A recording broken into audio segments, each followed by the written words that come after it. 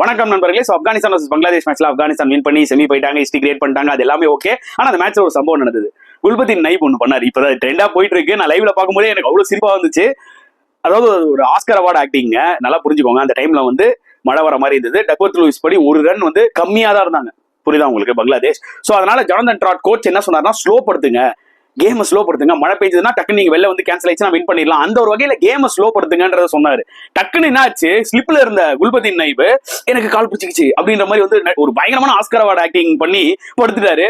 பார்த்தாலே அப்பட்டமா தெரிஞ்சது, ஏன்பா அப்படி நடிக்கிற அப்படின்ற மாதிரி. கரெக்டா அதுக்கேற்ற மாதிரி வெளியில போயிட்டாங்க. இவர் கால் வலிக்கிற மாதிரி நொண்டிலாம் வந்தாரு.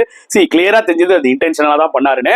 இன்னைக்கு பாக்கிறதுக்கு அது ஜோக் மாதிரி இருக்கும், பட் அது ஸ்பிரிட் ஆஃப் த கேம் கிடையாது. இதுவே ஒரு ஆஸ்திரேலியாவோ ஒரு இந்தியாவோட ஒரு ஆப்பனன்ட், ஈவன் ஒரு பாகிஸ்தானோட இதை பண்ணியிருந்தா இந்நேரம் பயங்கரமா வெடிச்சிருக்கும்.